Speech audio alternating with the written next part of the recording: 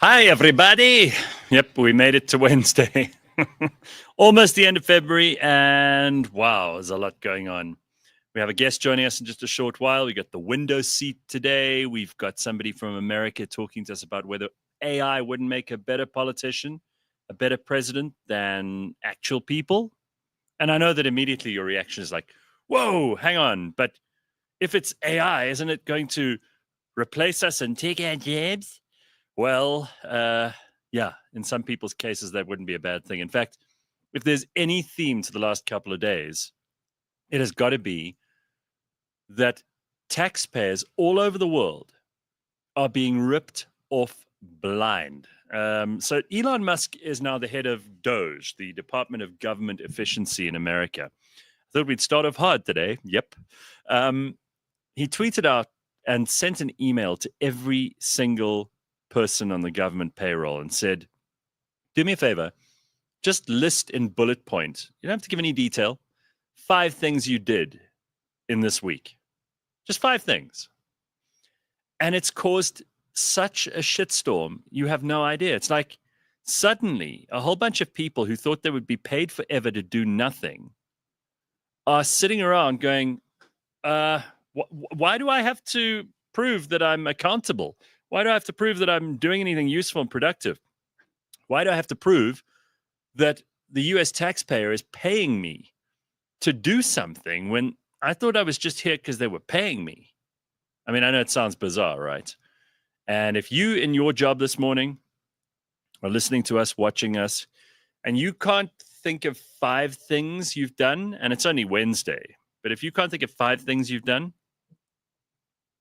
you shouldn't have that job. But apparently, all over America, civil workers, people in the bureaucracy, are absolutely horrified that they have to account for themselves. And I wonder if we had to bring that here to South Africa.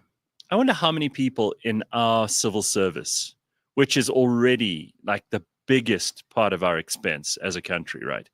The most expensive thing in South Africa is that we have to pay for all these people who work in the government, and we're not sure what all of them do, because every time you have anything to do with government, you've pretty much guaranteed that you're not going to get the service you want, and that they are going to be doing a worse job than anybody else who's on the payroll in the private sector, for example. So I thought this is quite interesting. So someone in the American civil service has responded. Have you got that tweet of somebody like Elon says, give me 5 things you've done this week? And let me show you what kind of entitlement and wastage is going on. Then we'll bring it home. So here we go. Hi, this is copied, by the way, to HR as well. So take a look at this quickly. I think this is an absolutely amazing revelation of what's really going on there. Wanted to email and tell you what I did last week in detail. Please let me know if you need more information.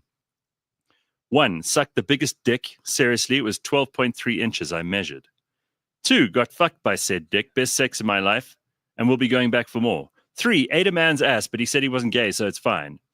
5, sorry, no, just 4. There are only 4 here. Decided to fuck myself with your bullshit and came. Sincerely, go fuck yourself. So that's how a government employee responds to his boss when asked about 5 things he might have done that week. And Elon replies, ahem, we said 5 items, that's only 4. So this guy's lucky that he at least has a sense of humor. But don't think that that's any different here in South Africa. I've got someone I follow on Instagram and on Twitter. His name is Koketso. And he posted this, which I think is such an interesting thought, right? Because Business Tech are reporting that Finance Minister Enoch Godongwana has hit South Africa with a blank reality check, or rather a bleak reality check. The tank is empty and we're out of easy options. They're basically warming us up for the idea that they're either going to increase VAT, which was the whole idea last week before they canceled his budget speech, by 2%, which will hit everybody right in the pocket, and not in a good way. There's either that, or they're going to raise an income tax, which, you know, income taxpayers are already responsible for about 60 to 70% of every cent that is brought in by the government and then redistributed and wasted and stolen. So they want to increase that because it's not good enough that you work for 6 months of the year for the government. They think you should work for 7 or 8 months of the year for the government. And Koketso Resane, who I follow on Twitter, said the following: "We did our part, government. We pay our taxes, we pay our municipal bills, we even pay our traffic fines.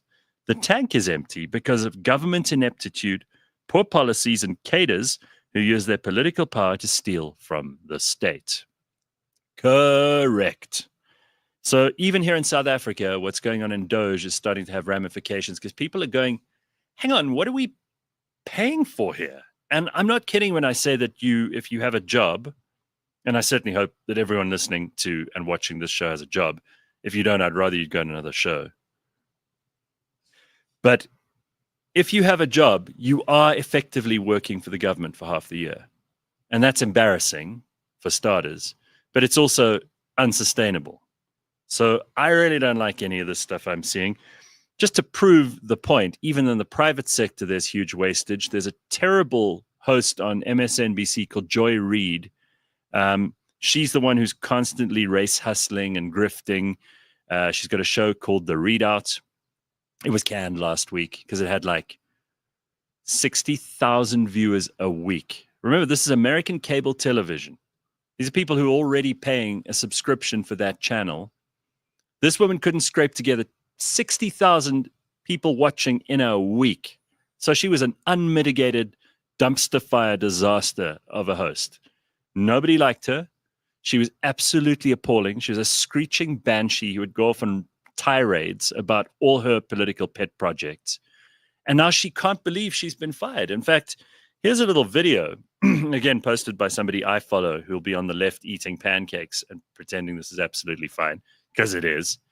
And here's Joy Reid breaking down. She can't believe she's being held accountable. Like, you've actually got a job to do, Joy, and you didn't bring in any viewers or listeners. So take a look at this. Had value, and that I'm sorry. Okay, thank you. That what I was doing had value, and in the end, I'm sorry. I try not to cry on TV, and this is kind of like me on TV, so I apologize. And then it mattered. I see Karen is there, and she's been texting me as well. And so what I will just say is that in the end, thank you. Where I land is that the moment of guilt that I felt, that I went hard on so many issues, whether it was the Black Lives Matter issues of a young baby or a mom or a dad that was killed, or when we opened up people's eyes to the fact that the fact that she goes to like babies that where exactly in the whole Black Lives Matter thing was a baby killed? To my mind, she's just completely made that up. And then she goes into like Gaza and a whole bunch of other things. And I'm like, this woman is completely unhinged. So she is leaving. And everybody at MSNBC's hair is on fire, including Rachel Maddow, a 51-year-old man who looks like a woman. Well, woman who looks like a man. It's hard to figure it out. Anyway, the point is they're all very upset. And they say it's terribly racist because, you know, when Joy took her job there, she thought, oh, well, as a black woman, I'll be here forever. Bye. When you're shit, eventually the chickens will come home to roost. Eventually someone's going to say, why are we paying her again? So that's what's happened there. And speaking of wastage, I thought this was interesting too.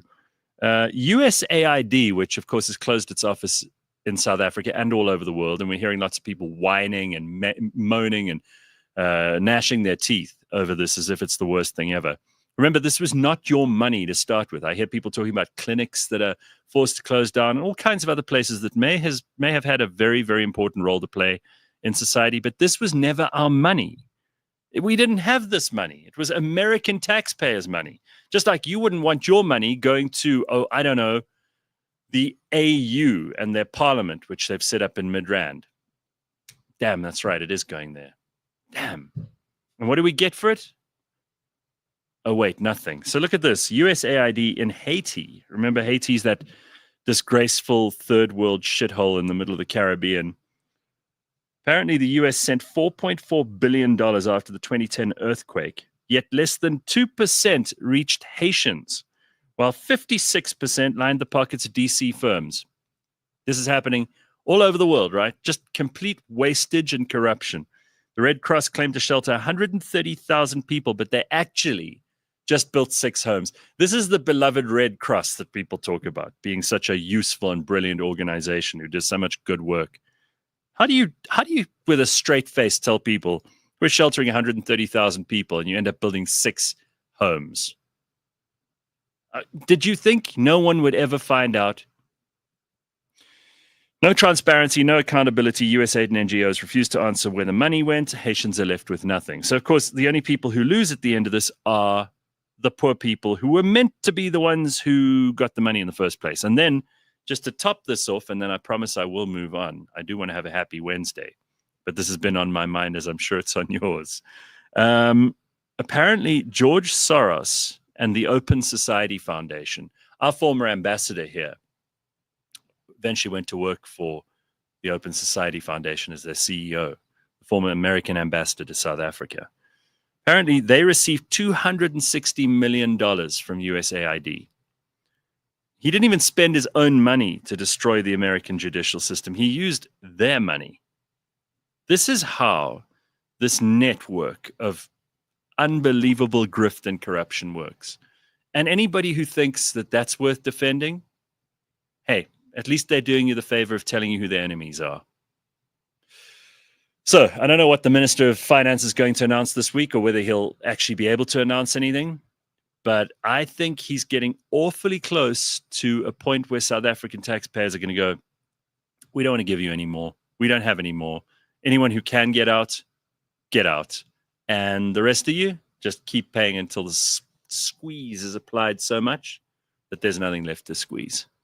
So he's got to realize also in every country you reach a threshold. I mean, with the American Revolution, it was 2% on tea. It was 2% in Boston Harbor that the British government in London was going to exact a toll on in America. The Americans who don't even really drink tea, I suppose maybe coffee hadn't become a thing yet. But a bunch of people in Boston decided, no, we will not pay 2% more on tea. And they threw all the tea off the ships into the harbor. And that was the start of the American Revolution. We know how that went for Britain, right? So just a friendly warning to anybody who's in government at the moment and thinks that they can keep on taking, delivering nothing, and raising the taxes. Eventually you reach a breaking point. All right, enough of that. We'll get to some more news and the rest of it in just a short while. Had to start off this morning with some kind of a rant, right?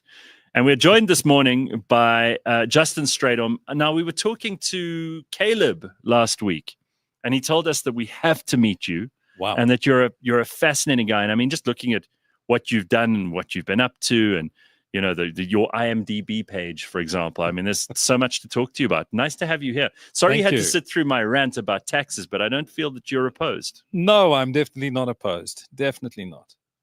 You know, it's crazy because we experience it, funny enough, in the entertainment industry. More than almost anybody, right? Because you're public facing, and so they want to make an example of anyone who doesn't do what they meant to do with taxes. Well, but they also charge you guys. There are agents involved. There are castings that you have to go to. Yeah. There are all these other things that build up. And then you get paid this instead of that. Yeah. So the funny thing is, and it's on both sides. So as an actor, I get whether I earn 50 cents for the month or 100,000 rand, whatever it is. I'll get taxed the same 25%. Really? That's what we get nailed. And then your agent's fees and everything come on top of that. So you're telling me even in a month where you might not be working, despite the fact that you might have had 3 or 4 good months before that, and that means you have to financially plan like nobody else, right? Absolutely. And you're talking about people that make a living out of acting like a child. And then there's another aspect to it. And I mean, this is stuff that I've experienced. We did a feature film with the Department of Trade and Industry, which was initially set up. There's a film fund that's set up to help filmmakers because making films in South Africa is complicated, is expensive, and it's not profitable. Yeah. But we need to do it. There needs to be some record of who we are as a people. Right. There are companies, and I mean, this is bad press for the DTI. I don't mind. Well, they're the same people who promised they would look after artists. Yes, during COVID, and you know that there are producers that have been waiting 5, 6, 7 years for money that's owed to them. you can't run a business certainly, but you can't even survive. Well, the problem is and this is always the issue. I mean, this happened to me personally. I was working with a production, and it's been a couple of productions, and I know that Saga are talking about it a lot now, where this is taxpayers' money essentially that has been allocated. It's not like there isn't money or there wasn't money planned for this. Yeah. But these producers go out, they employ a lot of people, and then come the end of the production, they cannot pay people. And it's incredible because you incur expenses. It's not like a known expense. You've got to drive to work. So you'll get into your car and you'll drive out whatever money you have left just to get to the gig, believing that you'll get paid at the end of the month. So it's a very complicated, and I don't think our politicians and our bureaucrats and some of the private sector actually realize the sacrifice that the average person makes just to get to work, just to stay in the game. And I think it's kind of cruel, people talk about it on like a really top level, but I think they miss out. And this is they just scrape off the top. They don't care about what's happening underneath, right? Whether the company isn't going to say, okay, well, in that case, we'll just lay off these people. Yeah. And I mean, in any kind of business, not just in acting like yours. But I was looking at this IMDb profile of yours. I mean, you've done some amazing stuff. You were obviously in District 9, which I loved. Which was a blast. Oh, yeah? Oh, geez, it was fun. Yeah. And it wasn't meant to be like that. I remember getting the brief for this strange little film called District 9. And where did they film it? Oh, all over. We were in Soweto mostly. Skyline of Johannesburg. I spent a lot of time. I probably spent more time firing rounds off and in the air in a helicopter in those 3 months that we filmed that I did in my entire military career as a special weapons instructor. Wow, you're a special weapons instructor? Yes, yeah. Listen, you and I are going to talk about that more than we will about acting, if that's okay with you. We can talk about whatever you want. So you did District 9, which obviously was and by the way, what a smart idea for a movie, right? Oh, it was great. What a clever movie. Yeah, from the short film all the way through to, I mean, when they started off that Neil Blomkamp, when him and Sholto Copley did that little YouTube short film in the hope that somebody would watch it and fund it, and then to get picked up by Peter Jackson's not a bad. That's wild. Not a bad catch, yeah. So you've been in 480 episodes, it says, of Deeper Waters, which is a hugely successful 500 series. Actually. Wow. Okay. Congratulations. Thank you very much. Sorry, on last congrats. week. Yeah. So 500 episodes. Do they do like a celebration on set for that? We get a jersey. We get like a little hoodie. Hoodie. Like, come on, guys. Oh no! Look, I must say that Deeper Waters is Caleb's actually. That's where I know Caleb. That's from. right. And he said to me, we had him here last Wednesday. He's like, "You've got to talk to this Justin. He's just the most awesome guy." So, apart from this very impressive CV, which really, I mean, it's hard in acting in South Africa, and to have as much work and as much consistent work as you've had, you've got to be really good, because things are so fickle. They change on a dime. It's a very tough business. Do you have people coming up to you, especially young people, and saying, "How do I become an actor? And how do I become a successful actor? And how do I make this my living?" Because there's no answer. Well, the reality is, I think I'm going to use the word privileged. And I don't mind using it. It's such a dangerous word. It's such a dangerous word, but now. I certainly was. I didn't have a middle class. I don't. I mean, my mom, who eventually took care of me on her own, did the absolute best she could with what she had. Sure. But I wasn't used to material privilege, and so when I use the word privilege, I learned very early on how to get by on very little. So cars weren't important; they still aren't important. A big fancy house was never important; just a roof over the head. It still isn't important. Telling a story, telling my story, or telling other people's stories was primary. Right. And my mom had the humor to boot with it, and no matter what life threw at her, she could cope with that. So, making it as an actor, I suppose it depends what making it means. I've done way more, by the way, than what my IMDb shows. I've done. Oh, is there stuff that they leave out? Oh, they don't get to nearly half the stuff. I mean, I've done way more than that. And certainly some. I mean, of the you're stuff talking about the writing and producing stuff as well. Talking about acting also, stuff that never makes it. The short films that we do. Do you have to tell them what you're doing? Because I thought IMDb employed like a staff of people who kept records. I think they do. I think they absolutely do, and I think they do the best they can with the information they get. But certainly, there's. I mean, one of the first films that I did was. I don't know if you remember Uncle Paul's Untold Tales. I remember Barney Simon used to do something called Uncle Paul's Story, bedtime story. Exactly. Which was a thing on the radio when I was a kid, and it was one of the absolute highlights of everybody's week. Yeah? So that was it was kind of like horror stories and all of that. Wow. So did you produce a... So no, I was an actor in one of the first film spin-offs. No. Of that. Yeah, She Loves You to Death was the one that I acted in. So it doesn't find it. Wow. Well, thank goodness, because it was... was it bad?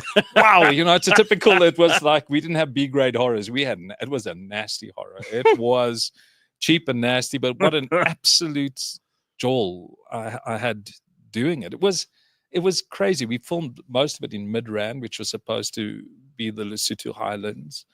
And, I think we were all swimming in the Yukskay River, which... Wow. But look, back then, when I first filmed then it was now really you would not bad. die of several different diseases. Listen, I've swum in the Yukskay a lot as an actor.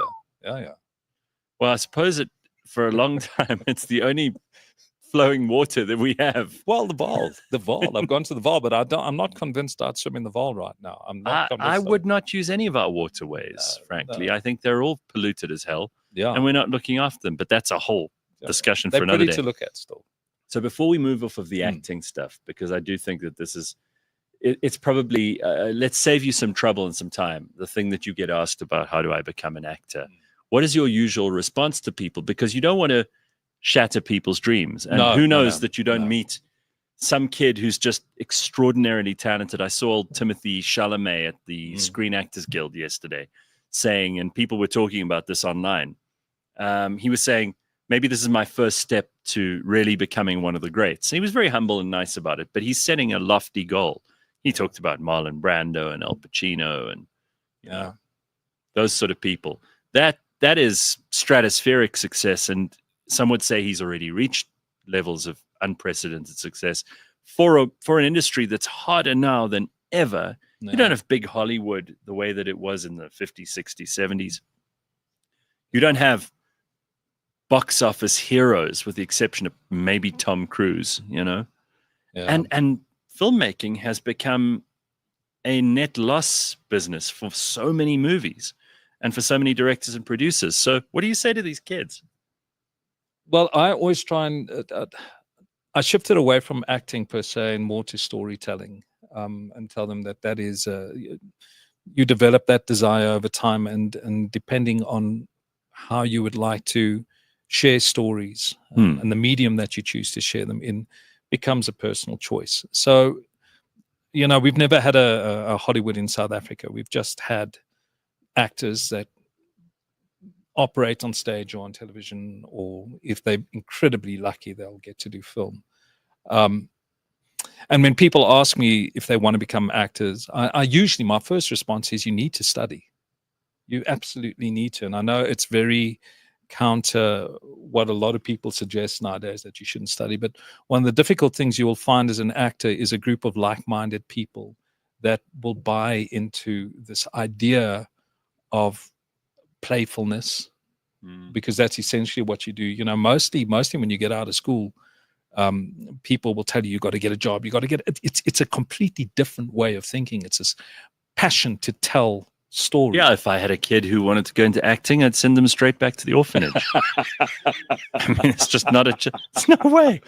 Yes, I'm not supporting you until you're 50 years old. It's not going to happen. Go and get a job. Go work in the mines for all I care. But you're not going to become an actor. There. Yeah, absolutely. Yeah, acting's people don't make money, but you make money.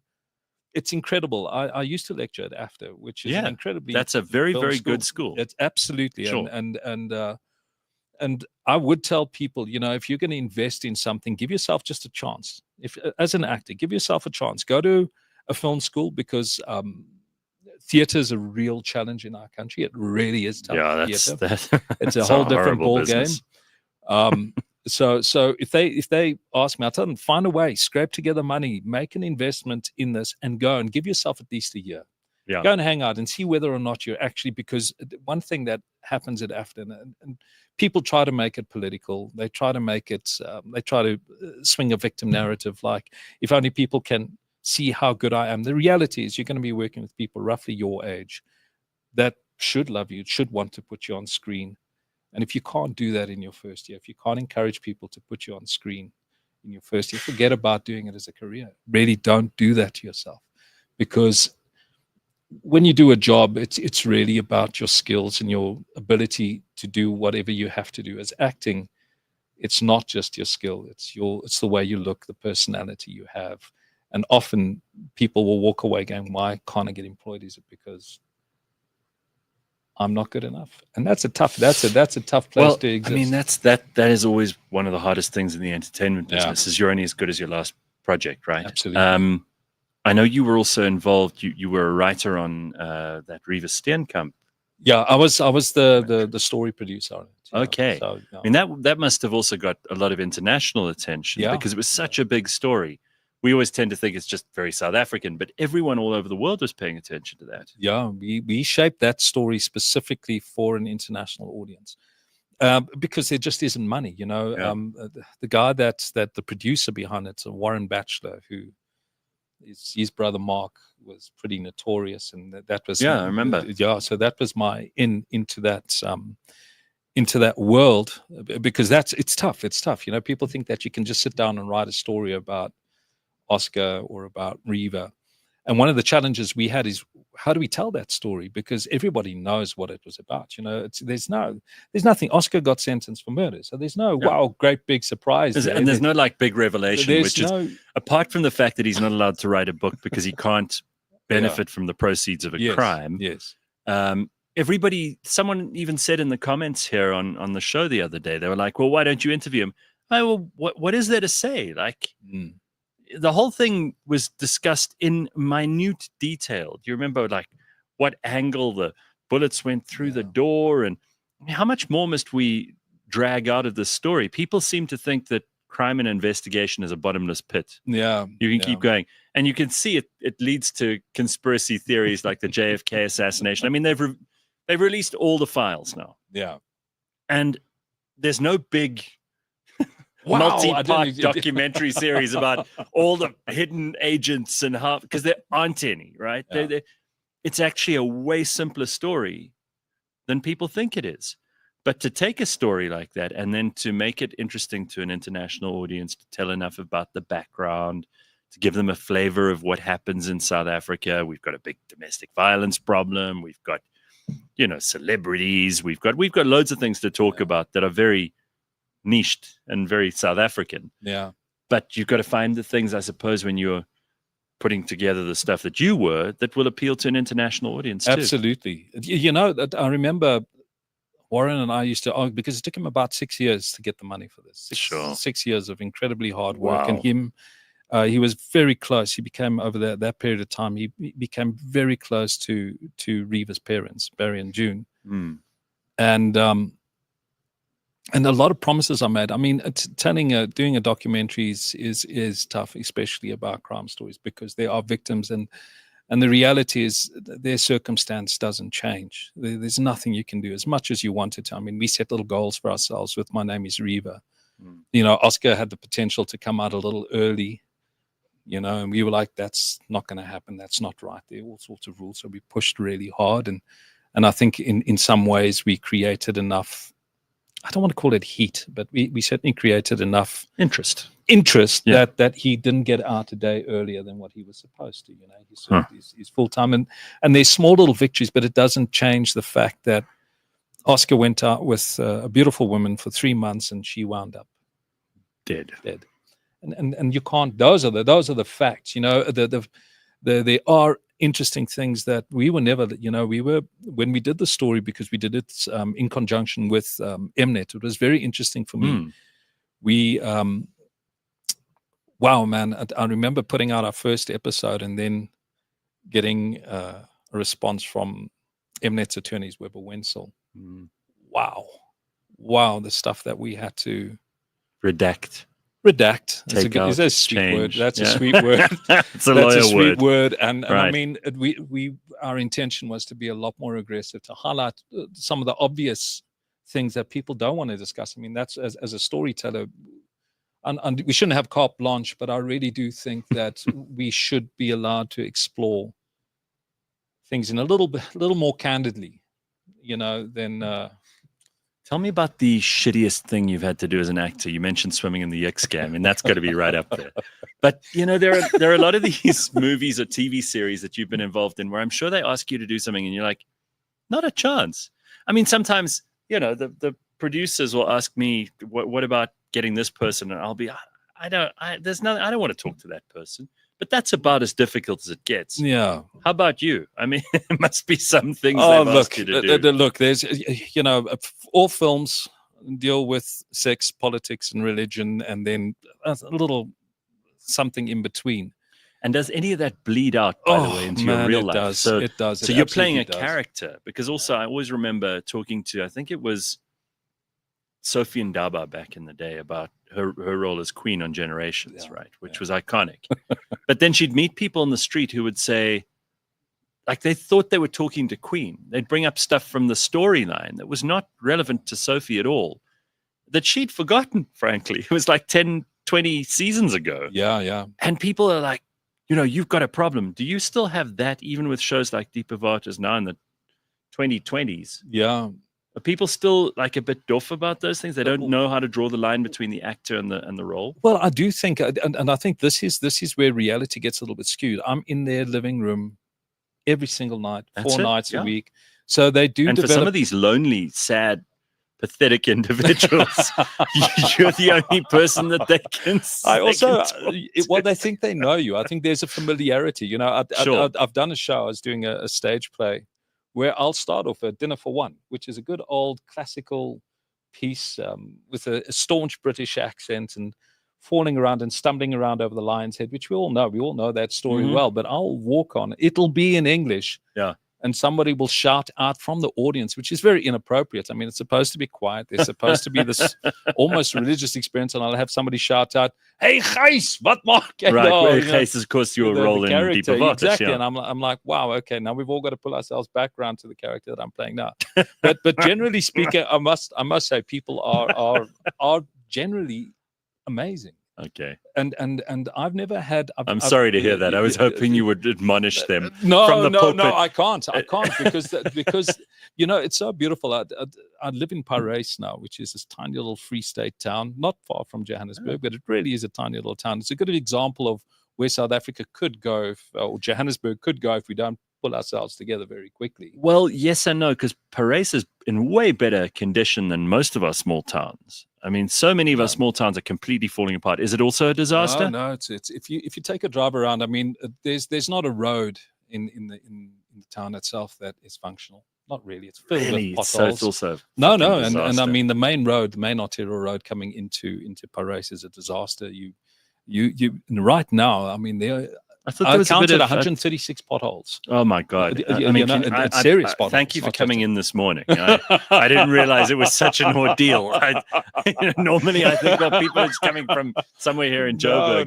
No. It was an absolute pleasure. I love it. I mean, that's the road I do. I've worked mostly in Johannesburg, but there are definite challenges. But anyway, I met this. I was sitting there having a waffle or something in one of the little beautiful little shops there, and this woman, this woman with an older child, so she must have been in her 50s, and he must have been in his 30s. So and they walked over, and he was very shy and very well mannered, as most Afrikaans viewers are.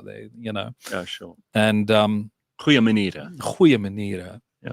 And she didn't want to bother me. She couldn't help herself. Sure. She just had to quickly, I know you're in the middle of your meal, but I just have to say something. And she just said, basically, thank you. Thank you very much. And I don't think you realize what it means. And that's a strange thing. It's you kind of look at that, and I wanted to engage. What do you mean? What it means? And I think often what we forget is that there are people that are invisible. They struggle to see their reality or their world reflected in any way. Everything's so polarizing and so aggressive and so hateful that people don't necessarily ever catch their breath. And then along comes a series like Diep of Waters, and it gives people a moment to laugh at somebody that they're familiar with, somebody that they recall from their childhood or whatever it might be. Well, you said something so true just now, is that you're inside of people's living rooms every night, and there's a responsibility to that too. Absolutely. I often used to think about the fact that people would be driving into work in the mornings listening to or watching us, and you have the opportunity there to make their day great or to make it absolutely shit. And I hope we do the former more than we do the latter, but I can't guarantee anything. Carl DeSantos says, please don't mention Mnet's lawyers. Gareth has PTSD. No, I don't. I won, remember? I won. I beat that team of lawyers.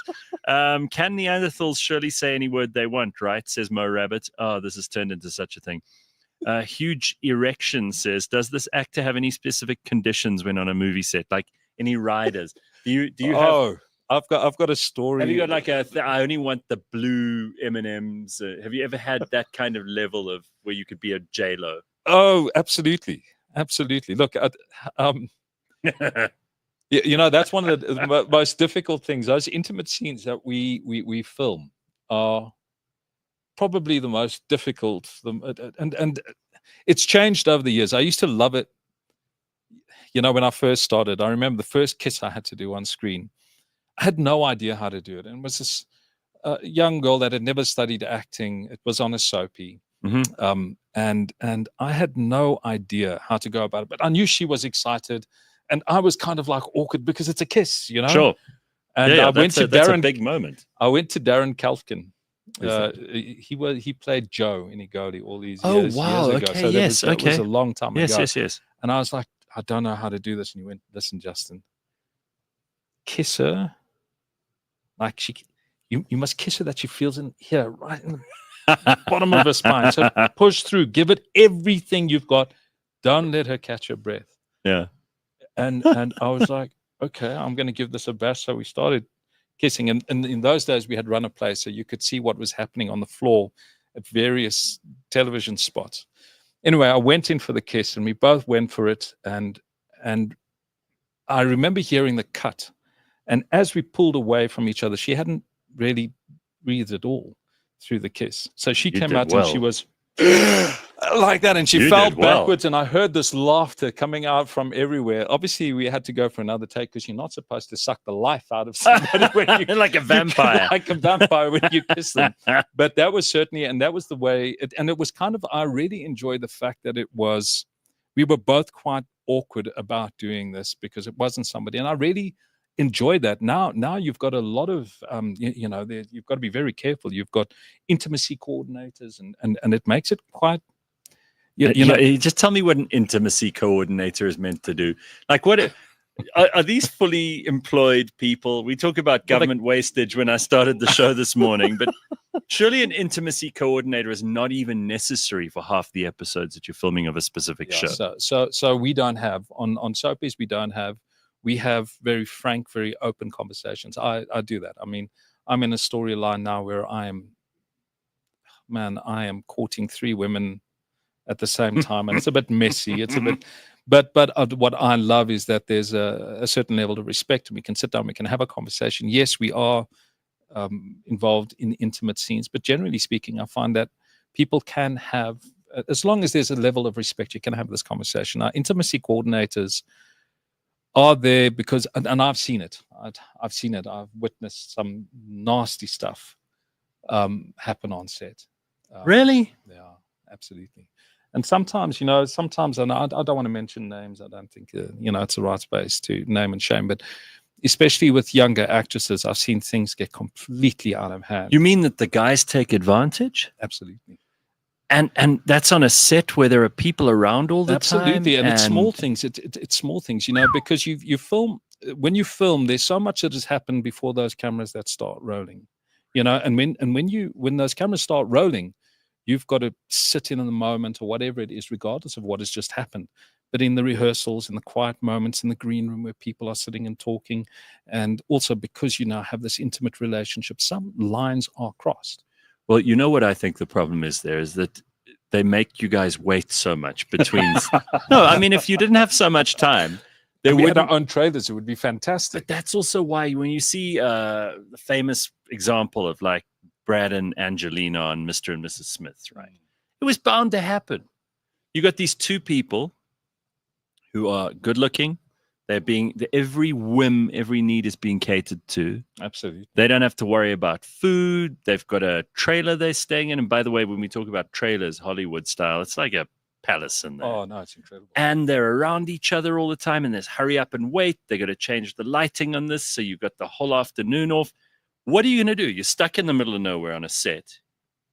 They end up spending an inordinate amount of time with each other. And then everybody goes, I can't believe they fell in love on the set.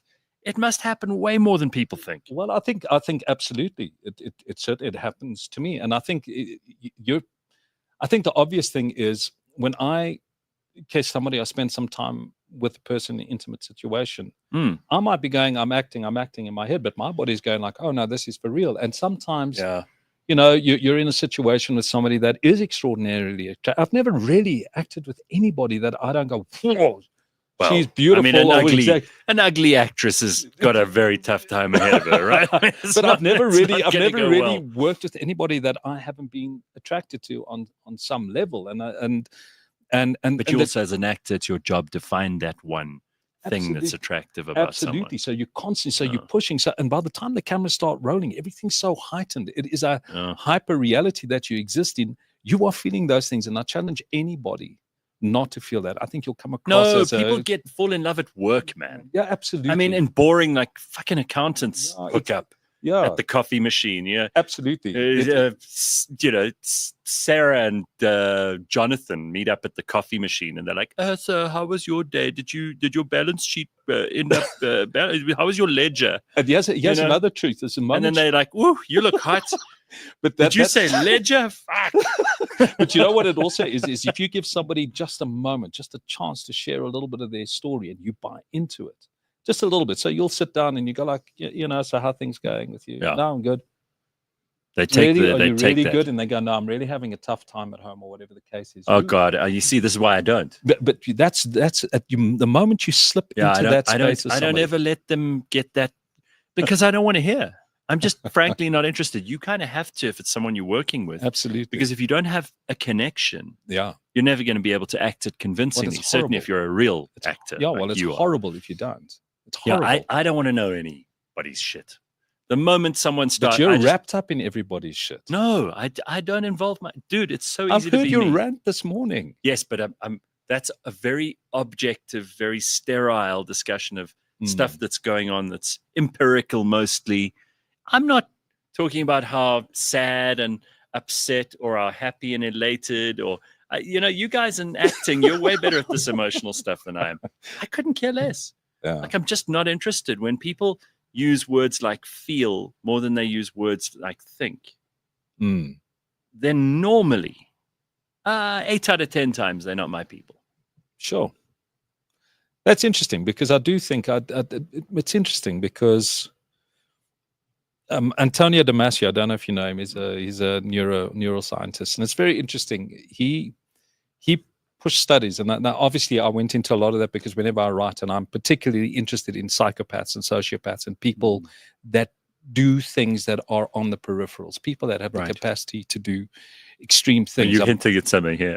yeah. Well, I'm not hinting just yet, but I'm not offended. Go on. But what I did find very interesting in his research, because the logical mind is incredible. It just sees things in black and white. It really is just what it is. And he did this one interesting. And I remember reading this thing a couple of times, like going, is this possible? But he interviewed multiple psychopaths, which in itself is rare, because you don't just walk down the road and find a psychopath. It's roughly 1% of the world's population. And they're not really the people you want to spend time with. So this guy put his... Well, I think psychopaths, generally speaking, out of the 1% that exists in the world today that carry that Viking gene or whatever, because they're born that way. They don't necessarily, they're born that way. What is interesting about them is that of the 1% that are in society, only about, I think, 1% of them kill. So it's so okay, your chances. So 1% of that 1% kill. Yeah, so your chances of bumping into and the rest become hugely successful CEOs of Tesla. Absolutely. Wow, we went there. But the reality is that psychopaths have this innate capacity to. Well, it's not that they don't feel or that they have to force themselves not to feel.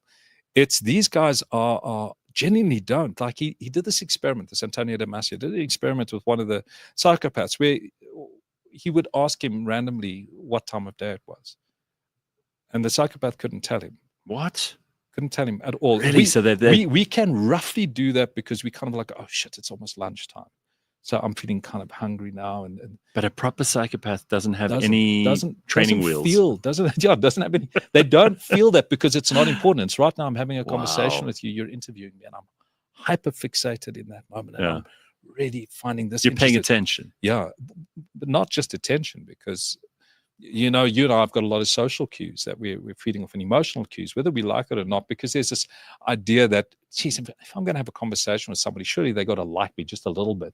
And even if they say, no, I really don't care whether you like me or not, it's not entirely true. We all play that game. And psychopaths, they fixate on something, and I find that remarkably interesting. So when you say that you don't care about all that emotional stuff, I think, not at all. I mean, I don't think I'm even on the spectrum of that kind of. You're not capable of unfeeling. I'm close. I'm close. I'll admit that. All right. I want you to hang with us for a little bit longer, if you're okay with that. No, absolutely. You come all the way from Paris, so I'll make it worth your while. Hang around. So it's time for us to check out a little bit of travel this morning, and we're going to talk about travel.co.za. We do this every 2 weeks. We get to go to an interesting place, talk to someone who knows a lot about how the travel business works, because God knows if you don't have an expert on your side when it comes to these things, you won't have the greatest time off. And let's face it, most people work a lot so that they can have a little bit of holiday. We're going to speak to Janine Abrahams, who is the general manager of associations and congresses at Tourvest. So she knows her stuff, and an accredited professional conference organizer, among other things. The Associations and Congresses unit is an agency within Tourvest. They deal with meetings, incentives, conferences, and events. So a lot of corporate travel there. And I thought it would be interesting, especially because we're at the start of the year. Budgets are being discussed, whether they're national budgets or company budgets. And maybe if you are the sort of person who is in charge of those budgets, this will be an interesting conversation to be a part of. So, good morning, Janine. Good morning, Gareth. How are you? Nice to see you. Good. Nice to see you too. You're up bright and early to help us understand what's going on in the world of corporate travel and all these amazing things. I mean, there are big companies in South Africa that spend a lot of money on congresses, conferences, events, incentives. Tell us how all of that works and what kinds of budgets are involved, which companies seem to be, I mean, you don't have to mention them by name, but are companies spending more or less on this stuff now? So, Gareth, with us is we focus a lot on your larger sort of conferences, anything between sort of 300 to 15,000 participants. Wow. And usually these conferences, they rotate around the world. They normally have a cycle where they come back every 10 to 15 years. So we generally work with your local association, even though there is an international party. Right. We work with your local host to market the conference, and not just within South Africa, but around the world. So for one conference, we might end up in 10 different cities, just to market the conference, to make people aware, to promote our beautiful attractions, and also to remind people and to address negative perceptions, because believe it or not, people out there, they have a lot of negative perceptions about our city and about our beautiful country, and they don't always know what we have to offer. So it's really just to entice them, to ensure that we increase those delegate numbers, because the more people we can get into the city, the better for our economy. Sure. So for us, in terms of large volumes, that is our focus, and to make sure that everyone, not just within South Africa and within Africa, but around the world, come and see our beautiful country. Janine, how difficult is it to coordinate anything with 400 to 15,000 people? I mean, 400, I think, for most of us, if you've been to a big wedding is 400, but 15,000 people. So when you see these big conference centers in Joburg, Cape Town, Durban, I know they've got the G20 coming to Durban now. So when you have those big numbers, what are the most difficult things that you have to get working in order to manage numbers of that size? That's the very first thing, Gareth, is to start with the project timeline. I mean, we cannot start with any event without a clear timeline defining the roles and responsibilities. Yes, you still have to prepare all the logistics, whether you've got 10 participants or 15,000. So for us, it's important that you've got a proper timeline in place, that everyone understands their roles and responsibilities, and of course the budget. Because without your participants, because it's usually self-funded, a large amount of the spending comes from delegate income. And tell me quickly about managing events across the rest of Africa, because obviously many of these companies are locally based and they will want to organize incentive trips across the rest of the continent, across the rest of the world. Do you guys manage that as well? Yes, we do. So not only within South Africa, but also within Africa. We've recently just done a conference in Rwanda. We've done in Ethiopia. We're now looking at next year, Marrakesh. So our focus is not only to be a PCO or a professional conference organizer within South Africa, but also within Africa. And sustainability is obviously a big thing here, because that's the buzzword in corporate South Africa and all over the world. Absolutely. So what does that mean, though? I mean, what does it mean to you? What are the kinds of things they expect you to do in order to tick the box for sustainability?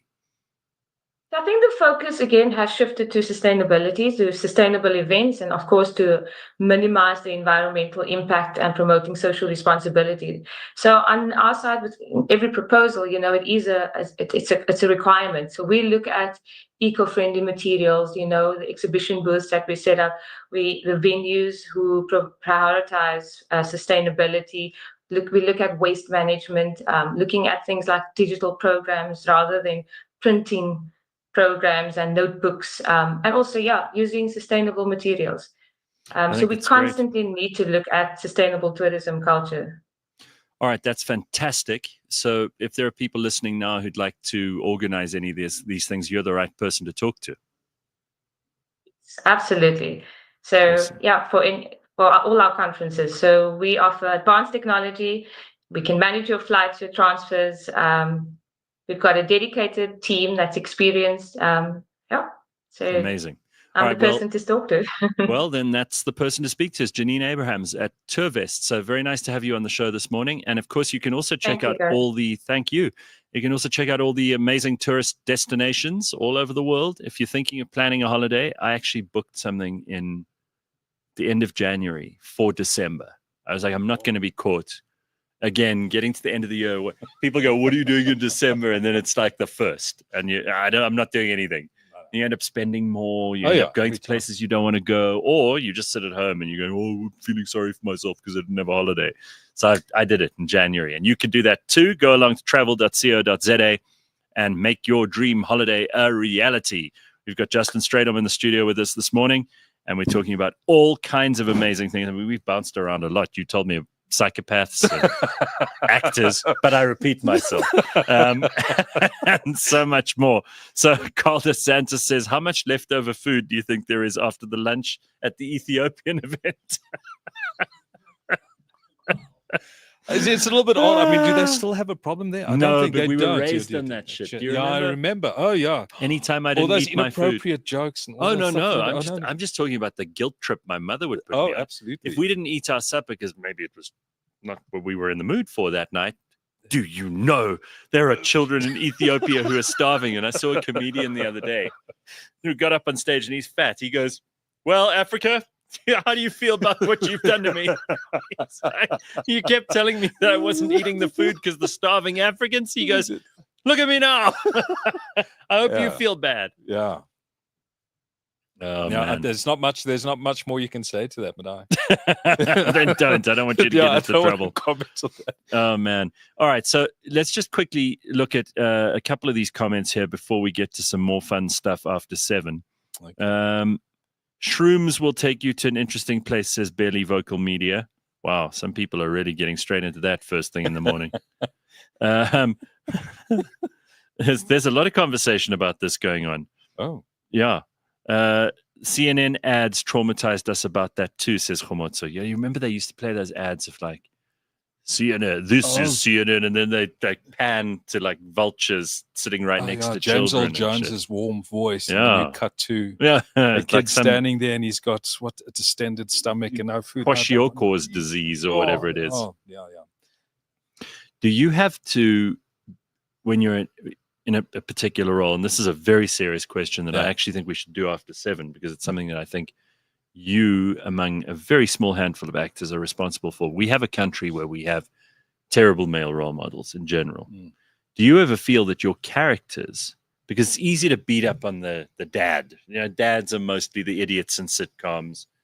Dads are never the strong guys that they should be in society. In most productions, they're trying to push this girl boss thing as well. But we've got a problem in South Africa because so many young men don't have a male role model to look up to. And when you're on TV or you're in a movie as a South African man, or as a man just generally, you can only do so much with a script if you're the actor. But if you have some input and you can put out a positive role model instead of a shitty role model, do you think that's important in this country? Absolutely. Yeah, it's a big deal. Absolutely. It's a big deal. It's a big deal. And I think the biggest fights I have on set, and they're never personal, they're always creative, with the directors, and they humor me a huge amount, is we get these parts where I go, well, this is just terrible. We can say it amongst us. We just look at each other and go, okay, this is absolutely terrible. Why is he doing this? And it's very frustrating because we still have to shoot 20 odd pages in a day. So when I come in, I want to flatten 17 or 18 pages in a day. It's incredibly exhausting for people. But I must say that I do find that we can put them, not that Gijs is a fantastic role model, but in many ways, we try and at least give a balanced perspective. You know, if you're going to have a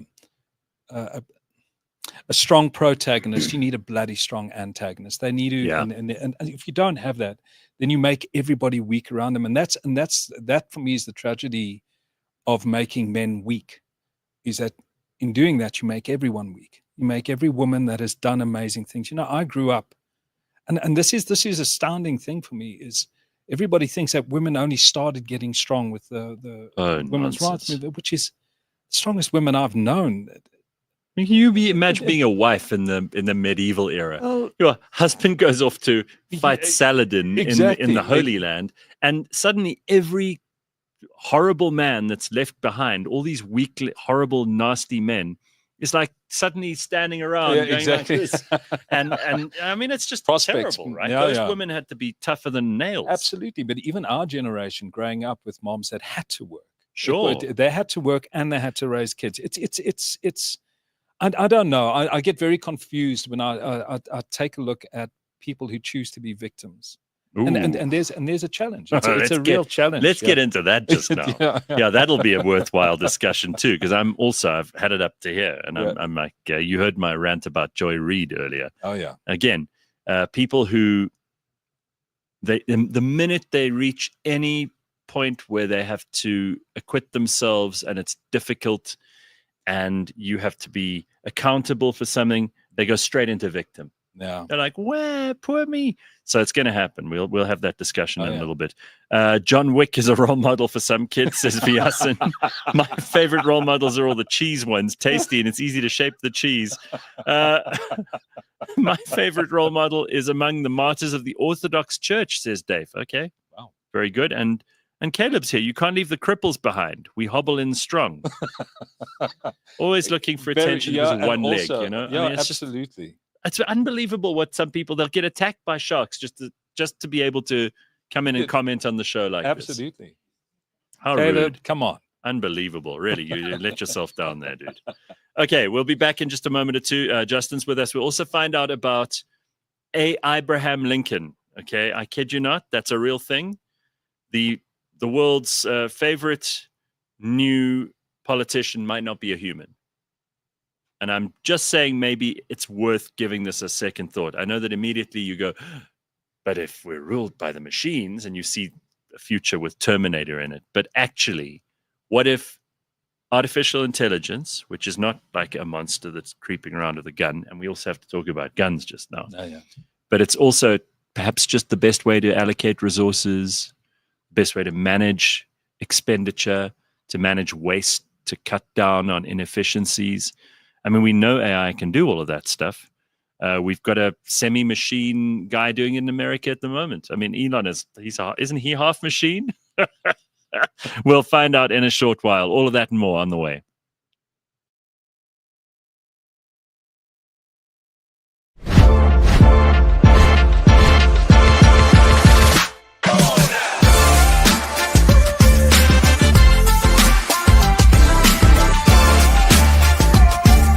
What a disaster once again. I'm 0-4 at FNB Stadium.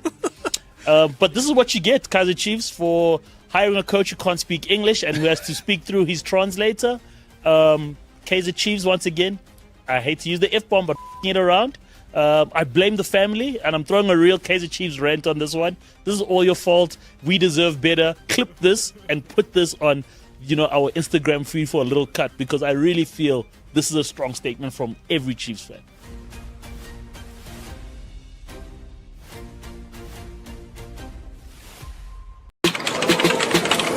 You know somebody's not a good person. He starts a rumor that I'm gay.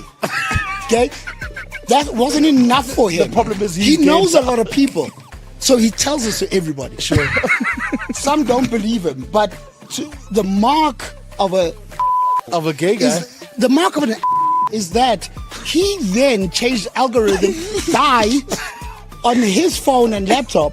He would search Trevor Kumbi gay. So anytime that anybody searches Trevor Kumbi, first thing that comes up is Trevor Kumbi gay. Because he's done it so often. It's the first thing that... He's programmed the search engine. Dog, Nothing changed. He's not a good person. Nothing changed. He's still the same guy now. He still does the same now in the office. This look, actually. Anyways. Why are you gay? Film ng in-season. In-season.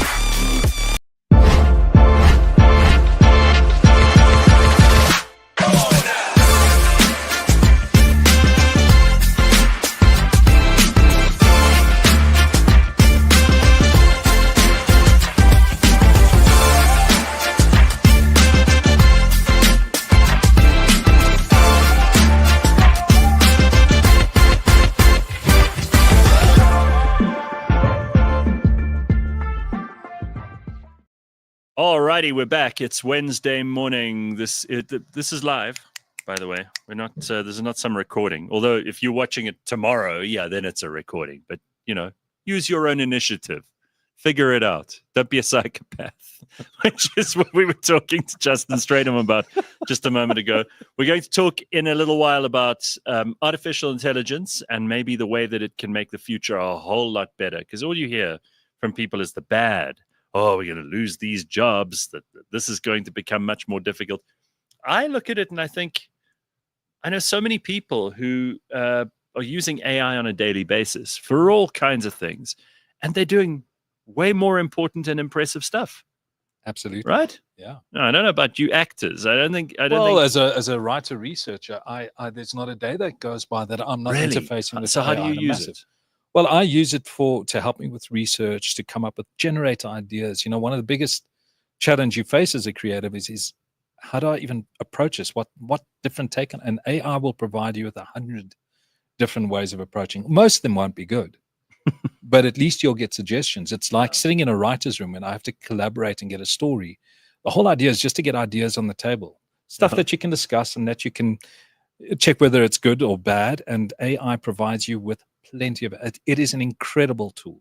Well, I jokingly said before we took a break that Elon Musk may just be half machine anyway, right? Yeah. And he certainly has a lot of intelligence, and he's got this Neuralink thing, which may eventually end up linking the artificial intelligence with humans in a very real way. But you said you like him because he represents a spirit of adventure, yes, particularly with his whole Mars narrative. Yeah. And then I mentioned I'd read a couple of books about these adventurers in the 1800s who would go to the Arctic, the Antarctic, the Amazon, all of these amazing places. And then you were about to tell me a story, and we came back, but I think it's worth starting the story again, just telling people.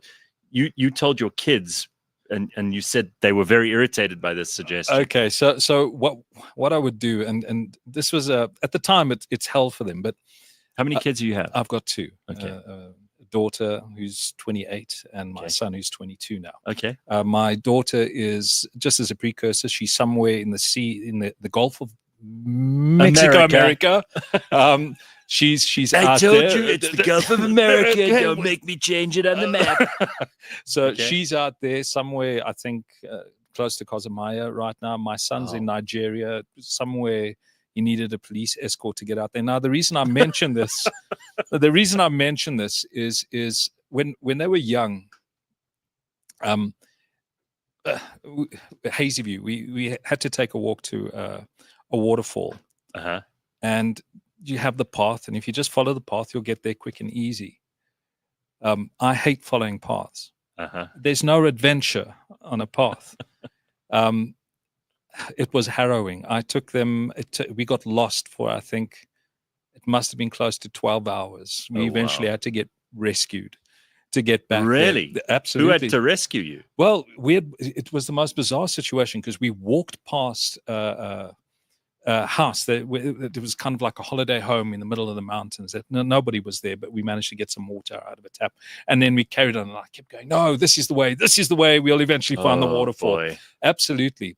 And it was quite remarkable. There were a lot of tears and a lot of anger and all of that. But one of the things that stays with us as a family, that became... is that you don't go off the beaten path. Well, yes, there is that, but there is no adventure if you do follow the beaten path. And if adventure is important to you, you've got to go where nobody else goes. You've got to that's a good take point. A chance. Sure. And it's something... now they find themselves in the Gulf of Mexico and in Nigeria. Exactly. So they're not afraid. At least you empowered them in that respect. Absolutely. And I think that's the important thing about adventure is if you come from a fear-based place, which is this is all I have, I need to protect this, it's incredibly limiting. But if you kind of like go, what's the worst that life can throw at me? And life is hard. I mean, it can get pretty nasty. Damn right. But if you're not scared of it, I think it's going to be more worthwhile, the journey, in any case. I love that. I think it's great. I mean, go off the beaten path, but not so far that you have to be rescued. Well, we rescued ourselves, you know. Yeah, no. So I like that a lot. All right, so let's go off the beaten path for a little bit because everyone in the world is talking about AI. Yeah. To the point where it becomes like wallpaper. Yeah. Some people, though, when they talk about AI, are actually implementing it on a daily basis in very real and impressive ways. Now, what is the best test case for AI? What's our biggest problem to solve? I started the show with it this morning. Yeah. Government inefficiency. We joked about how Elon is the first actual AI human. I don't know if he could even do what artificial intelligence is meant to do. But the best test case to solve, and the best way that AI could prove itself unbelievably useful to humanity, is if we had to have an artificial intelligence president. God knows he would do better than our current president. So I want to talk to someone called Alan Levy. He's originally from South Africa, but he's based in Nevada. He established his business 2 years ago. It's called AI Tech Dragons. The company has assembled a team of unbelievable AI experts, including PhDs who specialize in deep learning and in machine learning. In the previous year, AI Tech Dragons launched pioneering products like AI-driven newsletters, News GPT, the first news channel that's entirely generated by AI, among other things. And today we're going to talk about Abraham Lincoln, or Abe 2.0. Okay, so he was the most trusted president of all presidents. So, Al, are you there? I'm with you. Hey, great to be on the show again. Nice to see you, man. It's unbelievable what you guys are getting done there. Did I lay out a good case for why AI should be tested in the most important role possible, the role of president? I think you did lay out a good case. Let me just expand on it a little bit. Go for it. I think that in 2025, everybody's realizing there's a broad realization that human beings may be the dominant intelligent species on the planet right now. But as compute power grows and as the ability of AI grows, so the pie chart that measures intelligence moves away from human and more towards AI. We're going to notice more and more things being done successfully by AI. And anyone that's been writing emails using AI, any students that have been doing reports using AI, any people that have been doing research projects using AI are noticing not only that it's extremely efficient and extremely competent at the tasks you give it, but also improving really, really fast. So there will come a time where AI is better at almost every task that human beings can do. Some might say every task that human beings can do. And we can't ignore this fact. So we feel that it would be intelligent to allocate the most intelligent being or species or thing on the planet to our largest problem. I mean, just give me some idea of like what the scope of this might be, because people do get nervous. They immediately think, oh, no, but the machines will take over. Humans will be relegated to second place. It's bad news. How will a machine ever be able to empathize? But actually, we're just talking about straight up efficiencies. Like, let's just talk resource allocation for a second. Wouldn't it be great to have artificial intelligence, which combines all of human knowledge over all of human history, puts together all of the best policies and proposals and ideas that have ever been generated by human minds, and often humans have stumbled upon the right solution to something rather than thought it through, right? Yeah. Wouldn't this amazing technology, which can combine all of that, wouldn't that be the best way to figure out the allocation of resources? I mean, let's just start with that one. So I think that, the fear, and as a human being myself, I confess, I share the fears, and we've all seen, that's a confession for the show. Good soundbite. We've all seen the Terminator movie, and everybody has got this kind of picture of Cyberdyne systems and AIs taking over. But if we actually kind of reconcile that with reality, the reality is you want to give your best tasks to the people that are the most competent at performing those tasks. So if I want to write an email, I'm giving it to AI because it's more competent than me at writing an email. AI is already getting in the 99.9 percentile in the US bar exam, in the accounting exams, in maths exams. Why wouldn't we want, what is the objection? Why wouldn't we want the smartest intelligence on the planet guiding us towards a future that's brighter for us all? Why would we want substandard guidance just because it's housed in biology, just because it has a body? That's a good way of putting it. And a cool hairstyle. Yeah, no, that's so spot on, because we think that we're the top peak species, right? And soon, and we're already being overtaken by AI in so many ways. I mean, it's when last did a human win a chess grandmaster championship? It just doesn't happen anymore. So, all right, where do you think the best cases of proving how good AI might be will be revealed? And is it a serious proposition to run AI as a candidate in an election? So both of those are great questions. I think that the first one is AI is going to be revealed as more intelligent than humans in almost every aspect of human life. So in the AI community, we jokingly say that the most naive comment someone can make in 2025 is AI will never be able to, and then just fill in the blank, better than humans.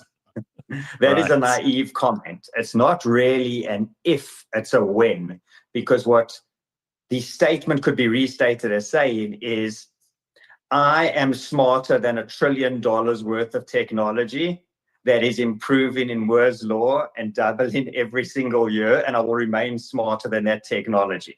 That is a pretty arrogant statement to make. Yeah. So what we're saying about AB 2.0, A. Abraham Lincoln, as a politician, is that let's take that technology. Let's not pretend it doesn't exist. Even if we're fearful, it exists. If we're not fearful, it exists. Let's take that technology and use it to make our lives better. Let us take the tools that we've got.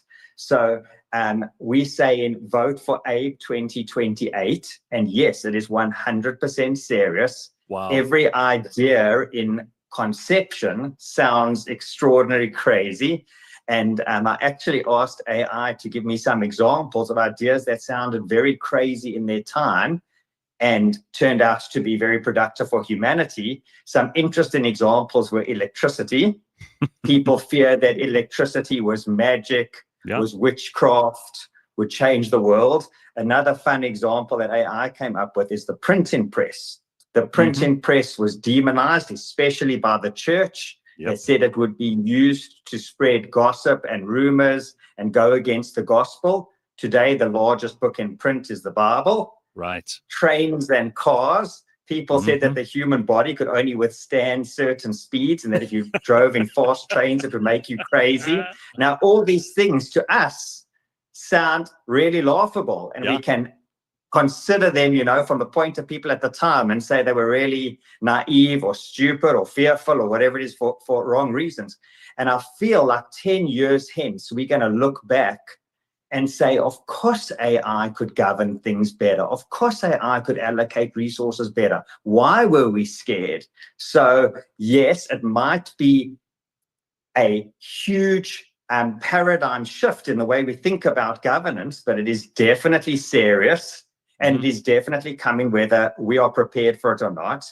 And AI is definitely going to be able to make certain decisions, especially decisions with regards to logistics, economic resource allocation, in a much better way than humans. And so it won't, AI and and you won't be able 2.0 is serious. You won't be able to corrupt it, right? I mean, the idea here would be that you create a bunch of filters that everybody agrees on, that in America, for example, you have the right to life, liberty, and the pursuit of happiness. That's pretty much what being an American is all about. And as long as it complies with that more than anything else, this is something which, I mean, Jen says here, AI doesn't need sleep, it doesn't take bribes, and actually listens to data. That's already 3 wins over most politicians. And of course, the other thing is that this thing won't cater to only the people who voted for it. It'll look after everybody equally. In a way, human beings we're not objective. We can pretend we are, but as soon as a politician's kid is sick, that's what they're thinking about. They can't focus on the job. That's human. We don't expect them to be robots, but we do expect AI to work through the day, through the night, making things better. And I think that just objectively, most people shouldn't be as afraid of this as they pretend to be. Yeah, so I think that we've got a website up for the people who want to learn more about it, and that is voteabe2028.ai, and it's got links to all our social media and Facebook pages. And I like reading the comments on those pages because they're exceptionally polarizing. People either love it or they hate it. They're very in favor of it or they're very scared of it. And what we understand is that the people who are scared of AI, the people who are fearful of it, the people who think it's going to end like the Terminator movie, we're never, ever going to convince them that AI is going to be better. That's not who we're trying to engage with. We're trying to engage with people that have got an open mind, that can take a deep breath, that can calmly say, wow, AI is a tool. Why don't we use that tool to maximize our happiness? Imagine paying lower taxes. Imagine your electricity working perfectly. Imagine your roads having no potholes. And the AI would not let infrastructure crumble, and AI would not let education recede. And AI has got zero motivation for itself. It's only got motivation for the game that it's been taught to play. And kind of the interesting way that we have, or we are engineering AI, Abraham Lincoln, is we're engineering it as a game. And we've said to the AI that the result of the game is the maximum happiness for its citizens. It doesn't know about taxes. It doesn't know about anything. It knows about game. Why can it play chess better than Magnus Carlsen, the world chess champion? It's because it understands the rules of the game and knows how to maximize its moves. The exact same logic can be applied to government. It knows all the resources at its allocation. It knows what the citizens are. It knows what happiness is, and it can make the moves to maximize the happiness of the citizens. So Promise Okoroji says in the comments here, why Abe? Why did you choose Abraham Lincoln? And that's an interesting question, because for anybody who's not particularly interested in American history, they'll go, well, that's a bit of an arbitrary choice. But I mean, we are talking about one of the greatest American presidents. He's right up there with George Washington, probably no other peers. This is the guy who went to war with the South to free the slaves. He then put the Union back together again after the Civil War. He was famously assassinated, but he was known as Honest Abe, right? That's correct, but we did not choose Abraham Lincoln. The AI itself chose to name itself Abraham Lincoln. That's cool. So that was not our choice. Basically, our role is to get out of the way of AI.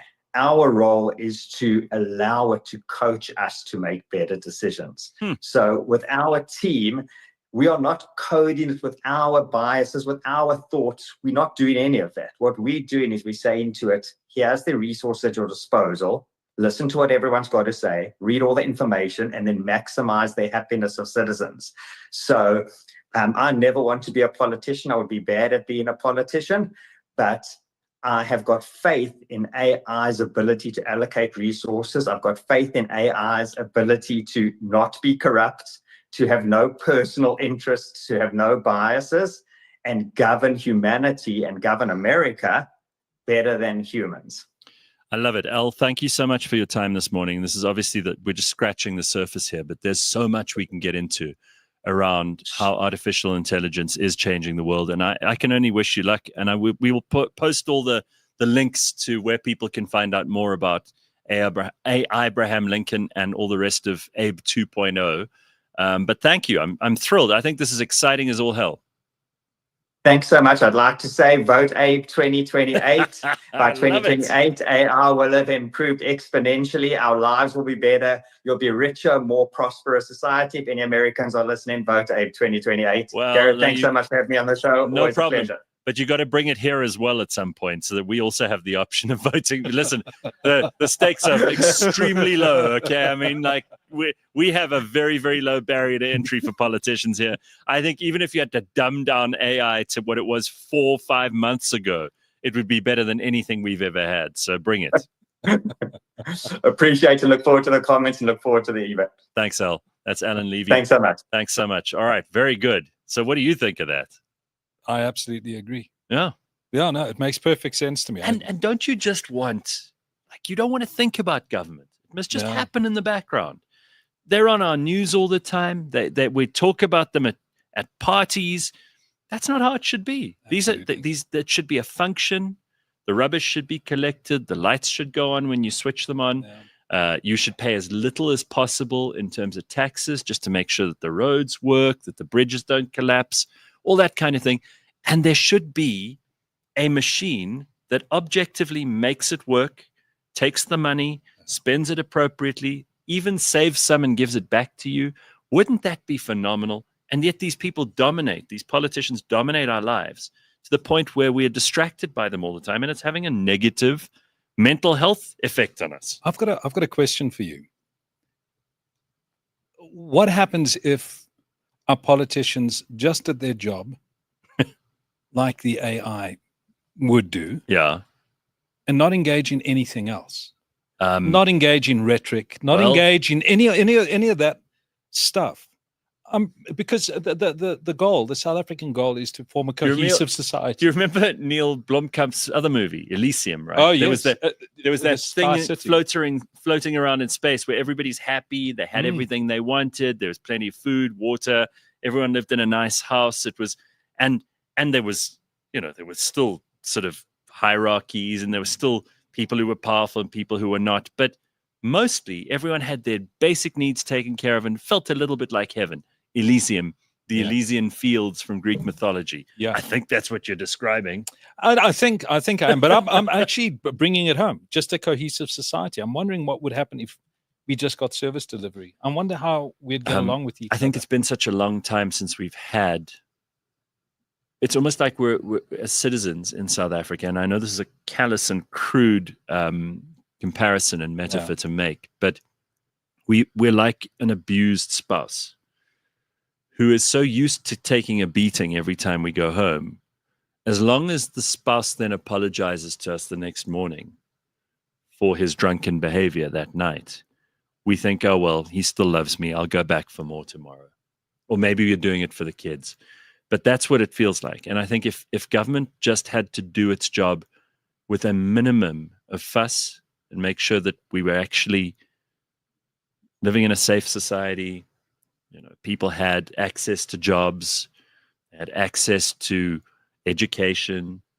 They were not taxed out of existence. They were not on social grants of a measly 300 and something rand a month. What does that actually which do? you can't live on. No, what does that actually do? If they had some respect for us instead of thinking we were as stupid as they think we are, I think South Africans would be the most amazing citizens. I think so. We would do so much outside of trying to survive that would be for the good of everybody else and for the country, that we'd shoot the lights out, man. Oh yeah.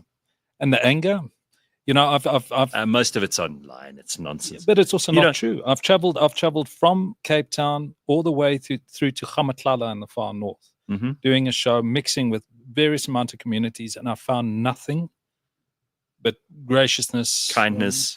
Yeah, I agree with you. And that's a reality. If you went on Twitter for 5 minutes, and you saw the kind of rhetoric that is thrown around there like wildfire in a war, you'd think this country was in flames. Absolutely, you'd think it was an unmitigated, hateful disaster.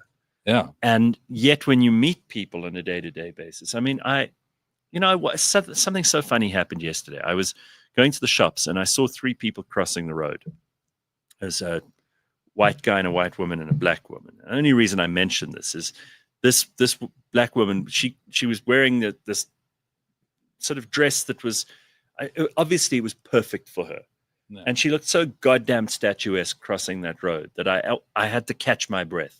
Yeah. And I suddenly thought to myself, these 3 are going off to the shops to buy something together. The last thing they're thinking about is Donald Trump's AGOA policy, or whether or not we should be instituting more expropriation without compensation. Or these 3 probably work together, and they're just going for lunch between all the hard work that they're no doubt trying to do at whatever business they come from.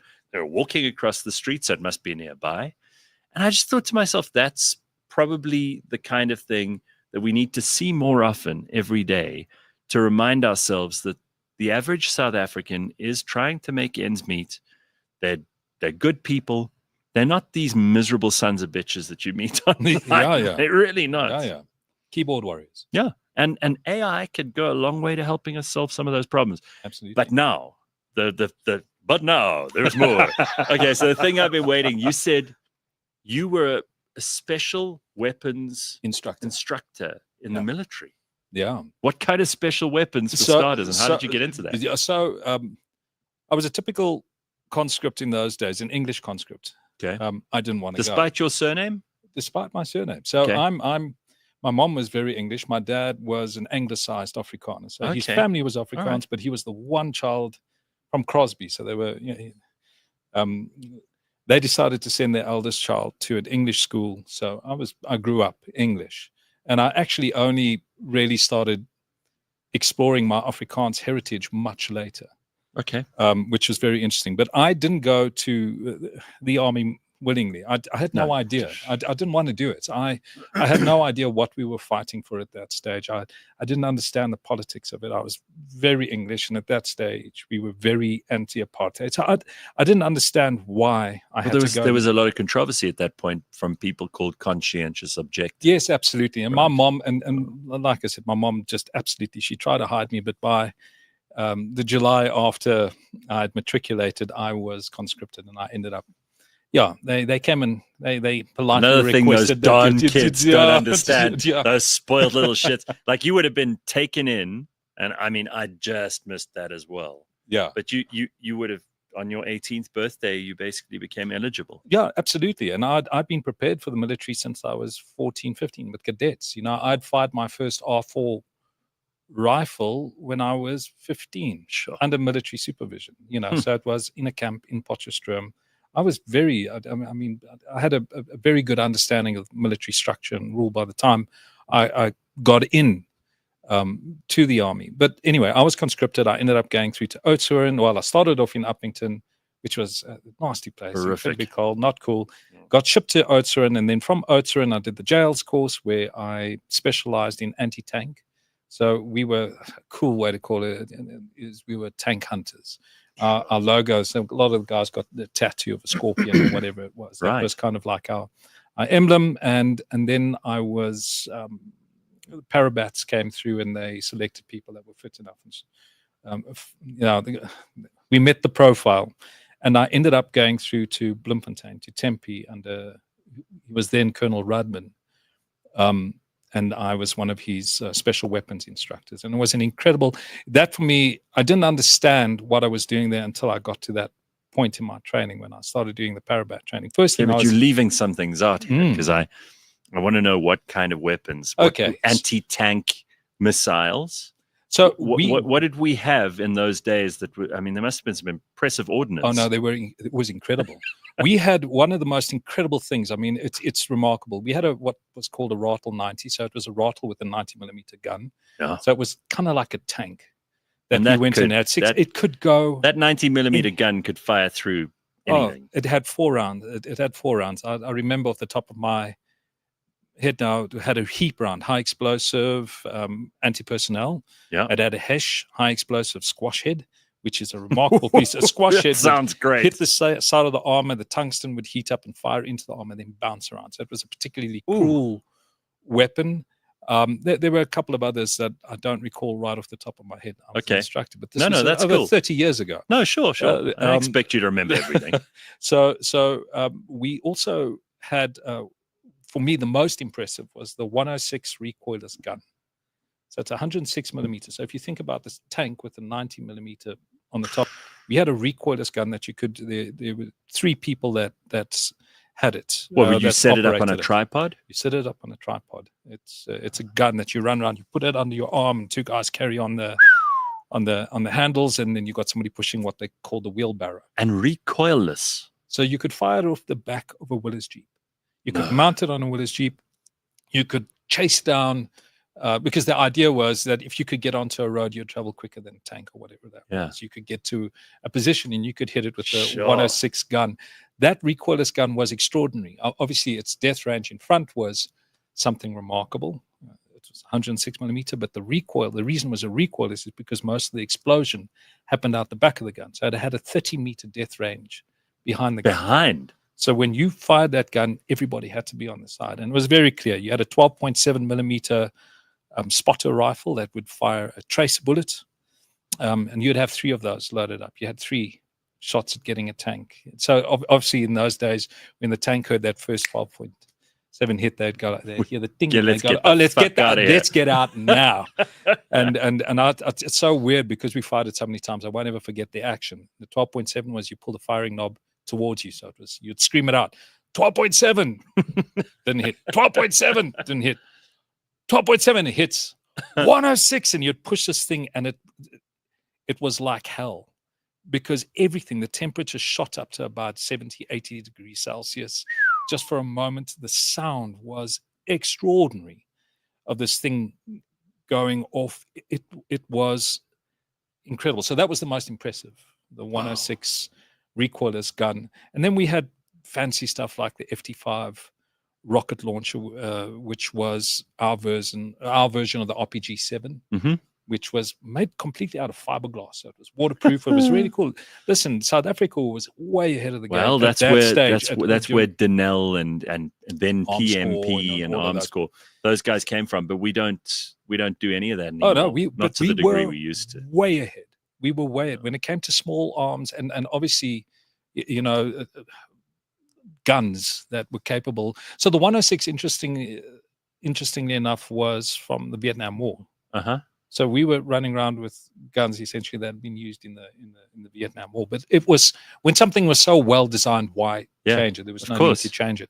We had like our the Kalashnikov. Yes, exactly. Why change it? All over the world, that thing, you could drop it in the mud, you can it rusts a little bit, it still fires. Yeah, absolutely. And in fact, I had an argument with somebody that was in the army the other day, and because I recall this, we had the R4 rifle, and everybody went, no, the R4 rifle was a completely South African design.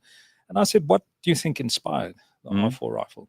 It was 100% the AK-47. Was it? 100%. I mean, it's obviously the things did change, and obviously we tried to improve where we could, but it was definitely inspired. I mean, the R4 rifle, to take it, anybody that takes apart rifles, even a fool can take an R4 apart and put it back together in very quick time. It is, so the firing mechanism is incredibly easy. When you were instructing people, you weren't just instructing them on how to shoot the weapon, but also how it works, how you have to clean it, and where you can take it, what you could do with it, all those kinds of things. That's a hell of a thing to do. It was a hell of a thing. It was incredibly exciting. I can get lost.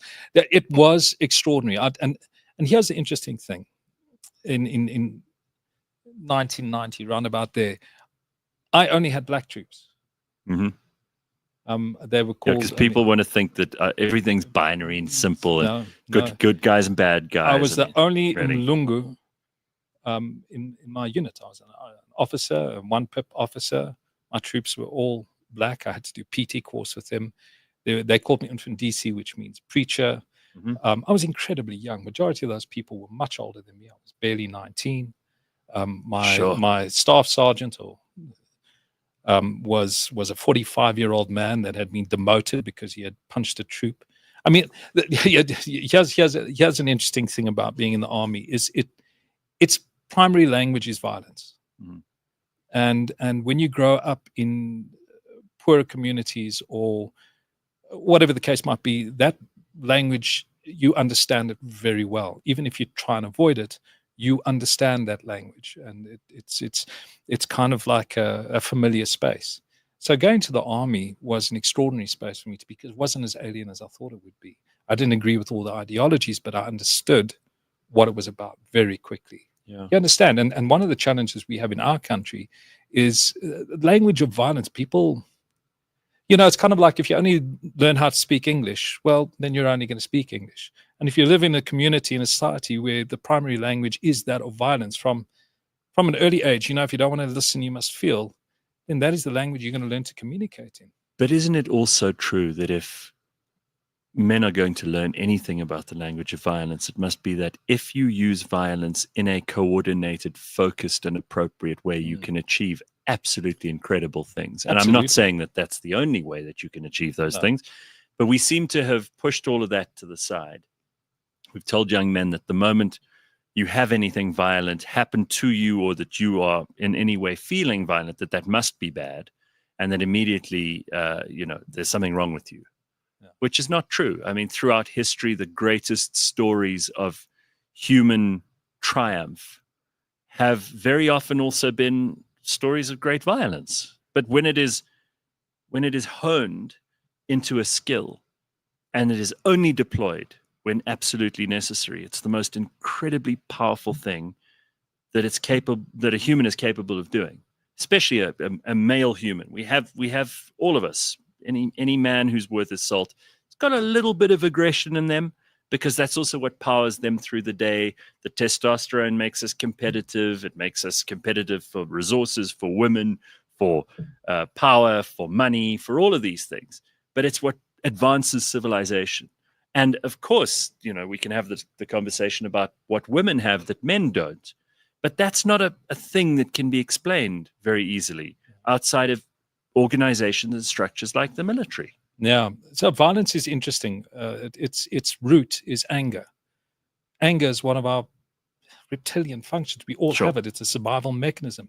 The idea that let the first person who has never experienced anger or been provoked to anger, please cast the first stone, because they don't exist. That's a cruel lie. It's a cruel lie to pretend that we can all not be angry. And if you can't be, if you are capable of anger, you are capable of violence. Sure. And that is a reality. And to pretend that that is not a reality is incredibly cruel, because the whole idea of being a man is learning to channel that, to be productive. And to use it to protect. Exactly. Exactly. And it's also, how does change happen? What, does change just happen through love and kindness? No. Change, no, the UN. Change is going to happen through the UN. The change only happens. Security Council sitting there having conversations. Real change only takes place when there is a certain level of violence. Sadly. Or the threat of it. Or the threat of it. Yeah. I would argue, I know Jordan Peterson, who I do enjoy, really believes that the idea that the threat needs to be there. But violence is not necessarily punching somebody. Violence already takes the form it already exists in the threat. If you understand what I'm saying. Well, why do you pay tax? You know, again, to go to the thing that we started the show with this morning, it keeps coming up. Abraham Lincoln will make us pay less tax. Elon Musk's trying to cut down people's tax burden in America. This is all linked throughout the whole morning this morning. I thought there might be a theme. But the only reason that you pay tax is because there's the imminent threat of violence. Absolutely. If you don't, you'll be put in jail. Absolutely, which is an act of violence. Of course it is. Yeah. So let's not pretend that even in the most ideal situations, there isn't a threat of something. Absolutely. And usually that thing is violence. And the idea that it's specifically that men are more, I get very confused. Try and step in between a mother and a child. Challenge anyone. No, it's like a tigress. You're stupid. You want to see somebody get angry? No. Snore too much at night or cut your toenails in the bath. So tell me, do you ever use the experiences that you had in the military now as an actor?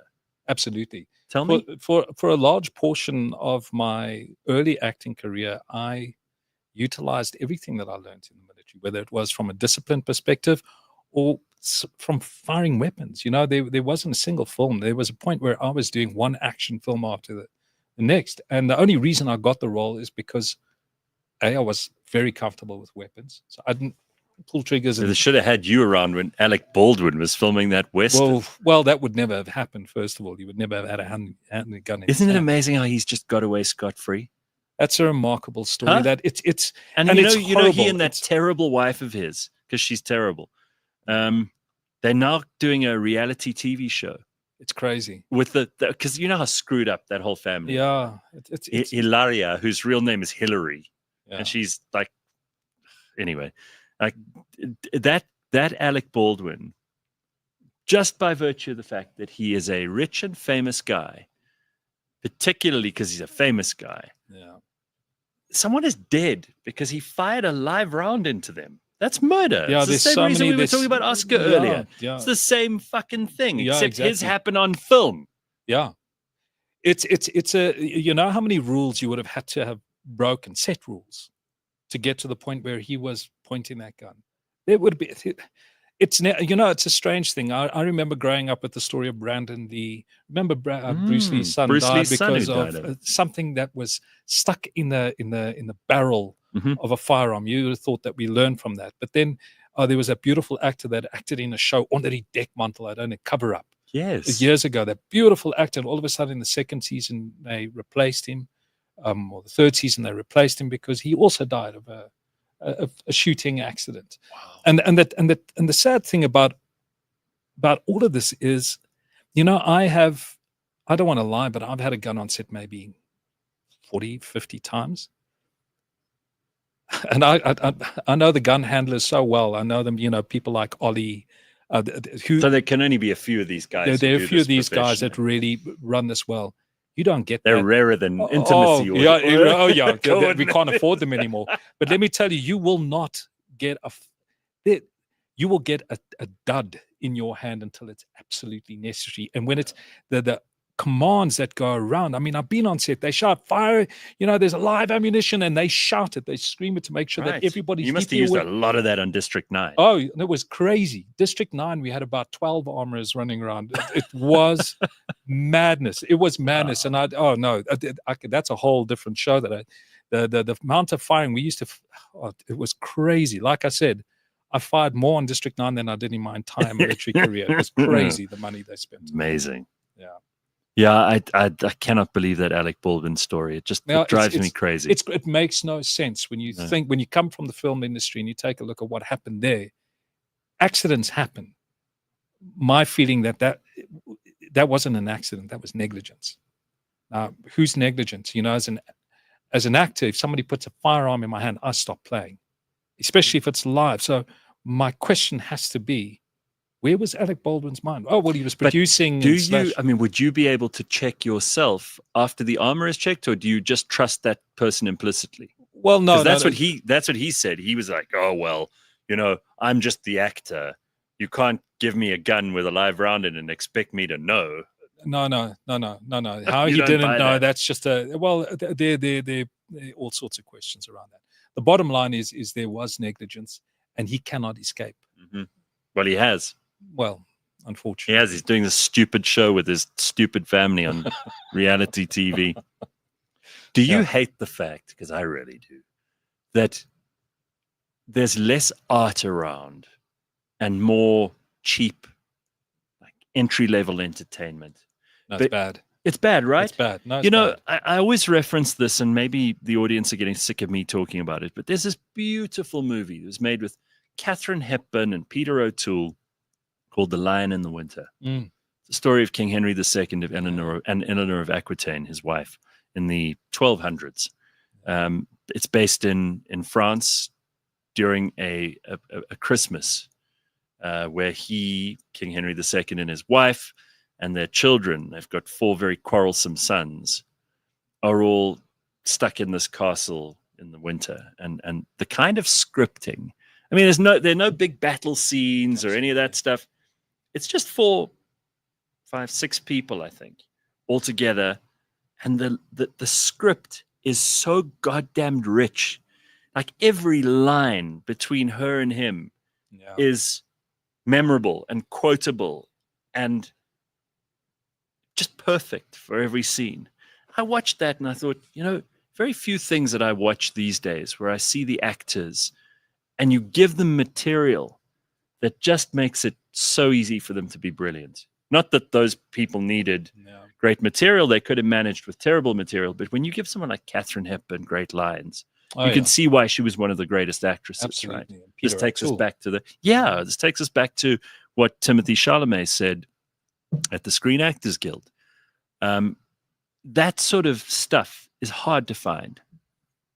Yeah, because it is reality TV now. It's the fucking Baldwins, and and it's also you know, it's these big budget films. I mean, there's so much, you know, the fact that you have this Marvel universe, and I remember as a kid kind of like going, oh, I can't wait for the day where I can see these comics come alive on screen, and was extraordinary, you know, to watch a man fly and all of that.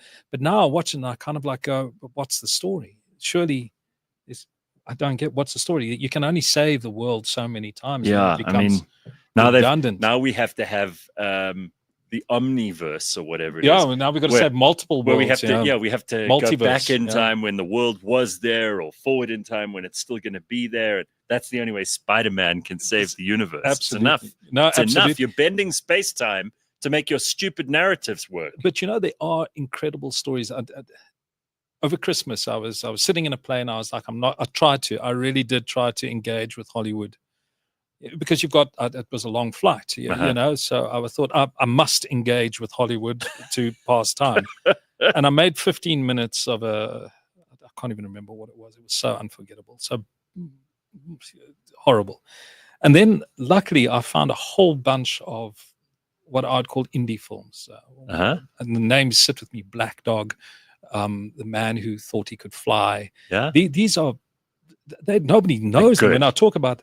And I was watching them. The filmmaking sometimes leaves a little bit to be desired. But I watched the stories about this guy who met somebody on the dark web that was going to teach him how to fly. And because he had just lost his wife, he was incredibly depressed, and he needed something to inspire him. And flying sounds amazing. Yeah. And he meets talk about a snake oil salesman who waltzes into his life and turns it upside down, but still teaches him something. This is extraordinary storytelling.